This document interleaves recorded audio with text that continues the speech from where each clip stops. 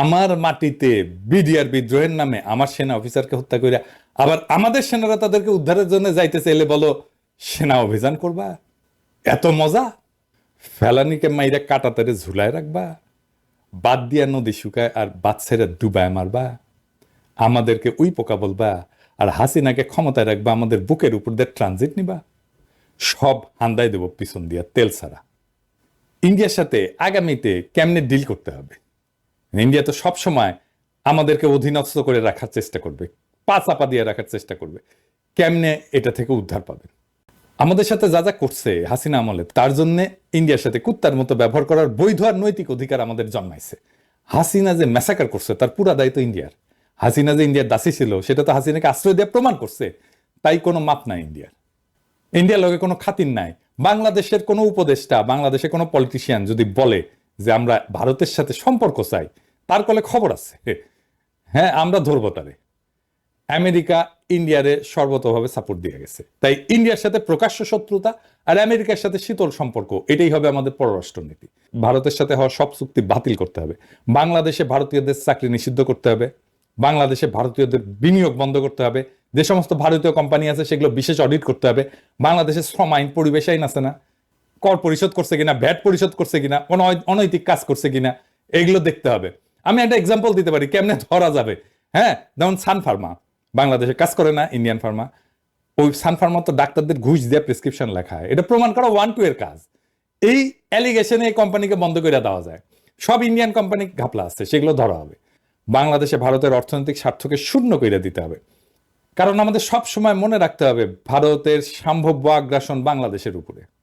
ভারতের ইতিহাস আছে, হায়দ্রাবাদকে দখল করে ফেলছে না, কাশ্মীরকে দখল করে ফেলছে না, সিকিমকে দখল করে ফেলছে না, ভুটানকে তার স্বাধীন পররাষ্ট্রনীতি পার্সু করতে দেয় না, একটা স্বাধীন দেশকে।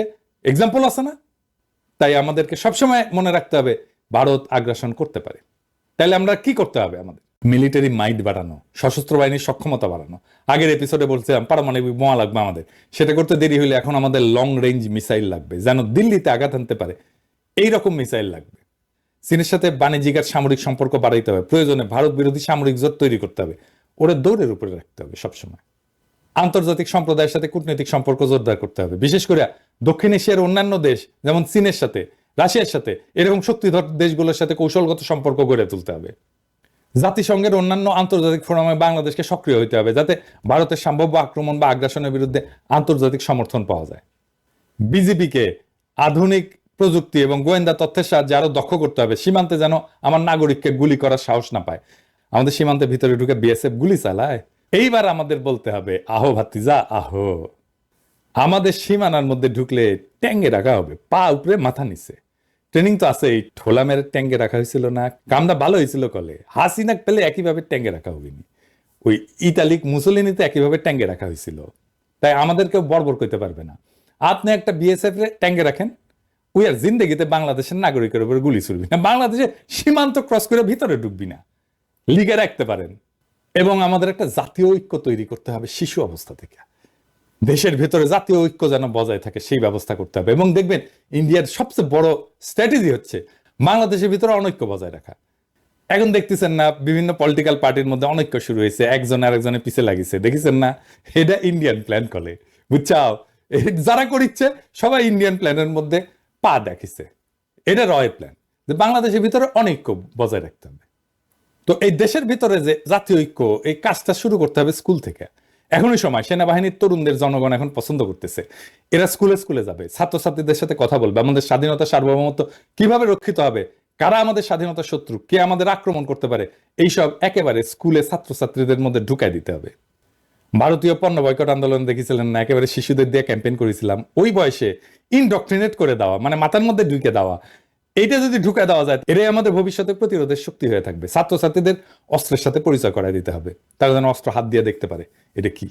ভারত থেকে জ্বালানির উপরে নির্ভরশীলতা কমায় আনতে হবে, বিকল্প শক্তির উৎস এবং জ্বালানি নিরাপত্তার দিকে নজর দিতে হবে, যেন কোনো সংকটময় পরিস্থিতিতে বাংলাদেশ বিপদে না পড়ে। কূটনীতিতে বাংলাদেশের বেস্ট ব্রেনগুলোকে যুক্ত করতে হবে, যেন বাংলাদেশ কূটনীতিতে সেরা হইতে পারে। বাংলাদেশের সেরা ছাত্রগুলোকে দুনিয়ার সেরা ডিপ্লোম্যাটিক স্কুলের ট্রেনিং দেওয়া হতে হবে। লং টার্মে আমাদের ডিপ্লোম্যাটিক অ্যাসেট তৈরি করতে হবে। কারণ আমাদের জন্য শান্তিপূর্ণ এবং কূটনৈতিক সমাধানই সবসময় অগ্রাধিকার হওয়া উচিত, কিন্তু আত্মরক্ষা এবং প্রয়োজনে প্রত্যাঘাতের প্রস্তুতি অত্যন্ত গুরুত্বপূর্ণ। আপনার শত্রু যদি মনে করে আপনি দুর্বল, তাইলে আপনি গেছেন, আপনি শেষ। আপনার শত্রুকে সবসময় মনে করতে হবে যে এটা বিপজ্জনক, এর সাথে গ্যাঞ্জাম করা যাবে না। বাংলাদেশের জনগণ বিপজ্জনক জনগোষ্ঠী, সাবধানে ডিল করতে হবে। আর পরিশেষে ইন্ডিয়ারে ভয় পাবেন না। ভারতের তরুণদের আবু সাইদদের মতো বন্দুকের সামনে বুক পাইতে দেওয়ার হিম্মত নাই। ওরে আমরা ভয় করবো বাদ। বাংলাদেশের সাথে ভারতের সম্পর্ক কিভাবে ম্যানেজ করা হবে তা দিয়ে বাংলাদেশের ভবিষ্যৎ নির্ধারিত হবে। ভারতকে ডিল করতে না পারলে আমাদের স্বাধীনতা সার্বভৌমত্ব থাকবে না, হায়দ্রাবাদ আর কাশ্মীরের মতো খাইয়ে ফেলবে। আমাদের কালেকটিভ মেমোরিতে জায়গায় রাখতে হবে কিভাবে হাসিনাকে সাপোর্ট দিয়া বাংলাদেশকে ধ্বংসের শেষ সীমানায় নিয়ে আসছিল ইন্ডিয়া, বাংলাদেশের উপরে কিভাবে চাইপা বসছিল। আপনি এটা বুঝতে পারবেন খুব ভালোভাবে যখন আপনি দেখবেন ওই ছবিগুলা, যখন ইন্ডিয়ান হাই কমিশনারদের বাংলাদেশের পলিটিশিয়ানদের সাথে যখন কথা বলতো, তখন তাদের বডি ল্যাঙ্গুয়েজ দেখবেন, তারা যেভাবে বসে কথা বলে। দেখেন এই যে দোরাই স্বামীরা, দেখেন ও দোরাই স্বামী না, ও বাংলাদেশের স্বামী হয়ে উঠছিল। দেখছেন বাঞ্চত কেমনে বসছে। একজন পূর্ণাঙ্গ সচিবও না, কিন্তু একজন অতিরিক্ত সচিবের পদমর্যাদা, একজন রাষ্ট্রদূতের, সে একটা মন্ত্রীর সামনে কেমনে বসে, কেমনে কথা বলে। দেখেন ও ডিক্টেট করতেছে বড় লাটের মতো। আর হাসিনার মন্ত্রী শালা ভালসিউন, ও মনে হয় প্রভুর সামনে বসে আছে, দেখে মনে হচ্ছে না কেন্দ্রে দিবে। আবার দেখেন রাজশাহীর সিটি মেয়র, প্রতিমন্ত্রী পদমর্যাদা একজন, সহকারী হাই কমিশনের সামনে কিভাবে বসে। তবে আজকে আমি খুব খুশি, আঙ্গেরের টোলা মন্ত্রীর সামনে প্রণয় ভার্মা বসেছে, কিভাবে দেখেন মনে হচ্ছে প্রণয় ভার্মাই কেন্দ্রে দিবে। সাব্বাস বড় ভাই, আপনারা অভিনন্দন, টুপি খোলা অভিনন্দন। আপনারা টোলা মন্ত্রী বলে ডাকবো না, আপনি রেসপেক্ট আর্ন করছেন। এই প্রণয় ভার্মা আসাদুজ্জামান খান কামাল আর কুমড়ো পটাশের সঙ্গে যখন বসে, তখন ক্যাঙ্কে করে বসে, দেখেন দেখেছেন। এইটা সে পাশাপাশি দেখান আহ্বানের বড় ভাই আর কুমড়ো পটাশ আর আসাদুজ্জামান খান কামাল, তিনজনেরটা পাশাপাশি দেখান, দেখেছেন। তো ওই জিঙ্কা করে বসিছে প্রণয় ভার্মা, এটা ফোরা হইলে না ইঙ্কা করে বসে রোগীরা। তো বড় ভাই জেনারেল জাহাঙ্গীর সাহেব এটা যদি পাসার পড়ার কারণে বসে থাকে ইঙ্কা করে, তাহলে গেলে আপনার ক্রেডিট দেবো না, থুকু কয়ে গেল প্রশংসা ঘুরে নেব। যাই হোক, বাংলাদেশের উপরে ভারতীয় প্রভাব কিভাবে কাজ করে, অনেকভাবে করে, এর একটা দিক দিয়ে কাজ করে, সেটা আমরা কখনো আলাপ করি না। আজকে ওই আলাপটা করবো। আর একটা গুরুত্বপূর্ণ দিক দিয়া ইন্ডিয়া আমাদের উপরে বহুমাত্রিক ভাবে প্রভাব বিস্তার করে, সেটা আলাপ করি। ধরেন জাতিসংঘ, আন্তর্জাতিক সংস্থাগুলা, এগুলো বিভিন্ন দপ্তরে যারা বাংলাদেশ দেশ নিয়ে কাজ করে, তারা কারা? বেশিরভাগ ক্ষেত্রে এরা ইন্ডিয়ান। ধরেন একটা এক্সাম্পল দিই, আইএলও বাংলাদেশ চ্যাপ্টার দেখা হয় কোথায় থেকে? দিল্লি থেকে। দিল্লিতে আইএলওর আঞ্চলিক অফিস, ওইখান থেকে আপনি ওইখানকার কর্মকর্তাদের দেখান তো, এটা সাহেব ওই লিস্ট আছে ওইখানে ওদের ওয়েবসাইটে, দেখেছেন 80% ইন্ডিয়ান, আরো বেশি হবে হয়তো। এখন দেখেন হাসিনা আমলে HRW বিবৃতি দেয় শ্রমিকদের অধিকার নিয়ে, কিন্তু আইএলও কোনোদিন দিছে কোন শ্রমিক অধিকার নিয়ে কথা বলছে? এই যে এত শ্রমিক মারা গেল, গুম হইল, খুন করলো এত শ্রমিককে, কোনোদিন কিছু বলছে? কিচ্ছু বলে নাই। আন্দোলন করতে যায় নিখোঁজ হয়েছে কতজন দেখেন, কখনো বিবৃতি দিছে? দেয় নাই। শ্রমিকদের আন্দোলন করতে গিয়া পুলিশের গুলিতে নিহত হয়েছে, আইএলও কোনোদিন বিবৃতি দিছে? আজ আমিনুলকে যে শ্রমিক নেতা, এটা একটা খুবই সেন্সেশনাল ঘটনা ছিল, আপনি জানেন না? আমিনুলকে তুলে নিয়ে যায় র্যাব, তারপরে ক্রস ফায়ারে দিয়ে মারে, তারপর মাইরে ফেলায় দিয়ে যায় ডেড বডি। অনেকদিন আগের কথা, আজকে আশুলিয়াতে, অনেকে হয়তো জানেন না। আইএলও কোনোদিন বিবৃতি দিছে? দেয় নাই। কিন্তু এই এখন দেখবেন এই যে শ্রমিক এলাকাতে গ্যাঞ্জাম হইতেছে না, এখন দেখবেন আইএলও কি বলে, সে এসে বলবে তোমরা সিবিআই আছে। সিবিআই মানে জানেন তো, শ্রমিকদের পক্ষে কথা বলার বৈধ প্রতিনিধি। এটা আন্তর্জাতিক আইনে স্বীকৃত, মানে কালেকটিভ বার্গেনিং এজেন্ট বলে। শ্রমিকদের পক্ষে কথা বলবে। প্রত্যেকটা প্রতিষ্ঠানের, প্রত্যেকটা শ্রমিক এলাকায়, প্রত্যেকটা ইন্ডাস্ট্রিতে একটা করে সিবিআই থাকে। ইভেন আমি যেখানে চাকরি করি প্যারিসে, সেখানে এই কোম্পানিরও সিবিআই আছে। হাসিনা আমলে কিন্তু সিবিআই ছাড়া চলতে পারবেন, বিশেষ ত্রিকোঠায় মাপ।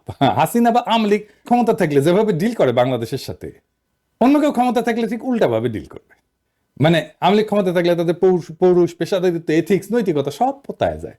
আবার অন্য কেউ ক্ষমতায় আসলে তখন দিল্লির আইএলও কর্মকর্তাদের পৌরুষ জেগে ওঠে। এটা হইতেছে আমাদের সমস্যা, বড় সমস্যা। জাতিসংঘ সহ সকল আন্তর্জাতিক প্রতিষ্ঠানকে আমরা আহ্বান জানাই, আমাদের কখনো ভারতের সাথে একসাথে রাখবেন না। মানে আমাদেরকে যখন ট্রিট করে, তখন ভারত যেই গ্রুপে থাকে সেই গ্রুপে আমাদের রিপোর্টিং যেন ভারত না হয়। পাকিস্তানের ভারত কি একই অঞ্চলে আছে? নাই তো। জাতিসংঘের আন্তর্জাতিক সংস্থা ভারতকে দক্ষিণ পূর্ব এশিয়ার আওতাধীন আঞ্চলিক অফিস থেকে দেখা হয়। যার কেন্দ্রবিন্দু সাধারণত ব্যাংকক হয়, নিউ ইয়র্ক হয় অথবা দিল্লি। অন্যদিকে পাকিস্তানকে সাধারণত পশ্চিম এবং মধ্য এশিয়ার আওতাধীন আঞ্চলিক অফিস থেকে পরিচালনা করা হয়। আমাদেরকেও বাংলাদেশকে পশ্চিম আর মধ্য এশিয়ার অফিস থেকে দেখা হোক, এটা জাতিসংঘের কাছে আমাদের দাবি। এইটা আমাদের পররাষ্ট্র মন্ত্রণালয়কে বলতে হবে। কোনোভাবেই যেন আমাদের সাথে ইন্ডিয়ার কোনো ধরনের এইখানে যোগাযোগ না থাকে, আমরা একই গ্রুপে থাকবো না। থাকলে আমাদের ওরা বাম্বু দিতেই থাকবে।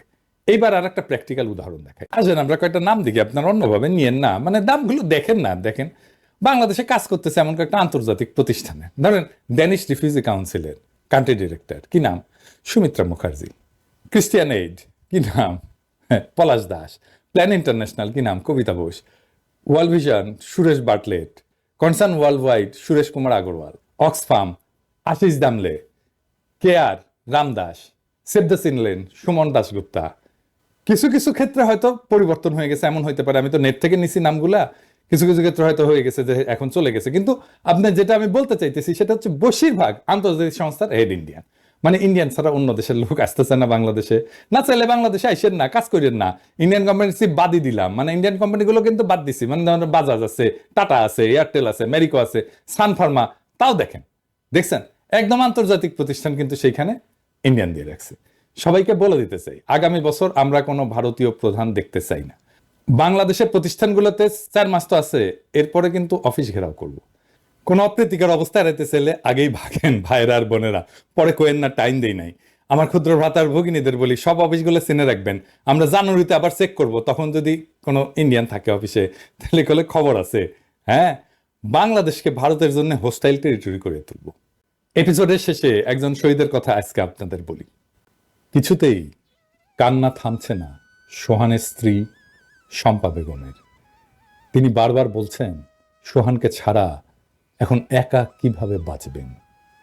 তাদের বিয়ে হয়েছিল 2017 সালের 19 নভেম্বর। এরপর মধ্যে 3 বছর দুজনে একসঙ্গে ঢাকায় সংসার পেতেছিলেন। বাকি সময় স্ত্রীকে গ্রামে পরিবারের সঙ্গে রেখে ঢাকায় চাকরি করেছেন সোহান। শম্পা বেগম বলেন, আমাদের মধ্যবিত্ত পরিবার, অর্থ সংকটের কারণে ও একা ঢাকায় থাকতো। অর্থের কারণে দুজনে একসঙ্গে থাকতেও পারিনি। গত 1 বছর বাড়িতে একটা নতুন ঘর দিচ্ছিল। সে আমাকে বলেছিল, শম্পা, আমি আর তুমি এই ঘরে থাকব। ঢাকার সিএমএইচে স্বামীর সঙ্গে শেষ কথা হয়েছিল শম্পার। তখন সোহান শম্পাকে বলেছিল, তুমি কেঁদো না, আমার কিছুই হবে না। তবে সোহান আর ফেরেননি। অস্ত্রোপচার করে শরীর থেকে বুলেট বের করা গেলেও রক্ত বন্ধ করা যায়নি। 18 ব্যাগ রক্ত দিয়েও বাঁচানো যায়নি সোহানকে। সংসারের অভাব থাকলেও ভালোবাসার কমতি ছিল না। উল্লেখ করে শম্পা বলেন, স্বামী ছাড়া কেউ ছিল না আমার। সে সব সময় সব ধরনের পরিস্থিতিতে আমার পাশে থেকেছে। সে বলতো, চিন্তা করো না, আমি তোমার পাশে আছি। আল্লাহ আমাকে একটা সন্তানও দেননি, আমি এখন কিভাবে বাঁচব। সোহান শাহ গুলিবিদ্ধ হয়েছিলেন 19 জুলাই শুক্রবার বিকেল 4:30 দিকে রামপুরা সিএনজি পাম্প এলাকায়। তখন তার সঙ্গে ছিলেন 2 সহকর্মী, অলিউল ইসলাম আর নূর হোসেন। সেদিন আন্দোলনে যাওয়ার বিষয়ে অলিউল ইসলাম বলেন, চোখের সামনে অনেক ছাত্র ভাইদের মরতে দেখেছিলাম, আমরা ঘরে বসে থাকতে পারিনি। এই ছবিটা দেখেন, অপারেশন থিয়েটারে যাবার আগে তার মায়ের সাথে ছবি। সোহান বলেছিল, মা তুমি টেনশন করো না, আমার কিচ্ছু হবে না, আমি সুস্থ হয়ে ফিরে আসব। সোহানের কথা সত্যি হয়নি। সোহান আর ফেরেনি। কি তরতাজা ছেলে একটা। গুলিবিদ্ধ হওয়ার 39 দিন পর 27 আগস্ট ঢাকার সিএমএইচে চিকিৎসাধীন অবস্থায় শাহাদাত বরণ করেন সোহান। প্রত্যেকটা শহীদ মৃত্যুর জন্যে ইন্ডিয়ার দায় আছে। কারণ ইন্ডিয়া তার দাসী হাসিনাকে জনগণের অধিকার হরণ করে বাংলাদেশের ক্ষমতায় রেখেছিল। এই শহীদদের মৃত্যুর জন্যে প্রত্যক্ষ আর পরোক্ষভাবে দায়ী ইন্ডিয়া। এটা আমরা কখনোই বিস্মৃত হব না। ইনকিলাব জিন্দাবাদ।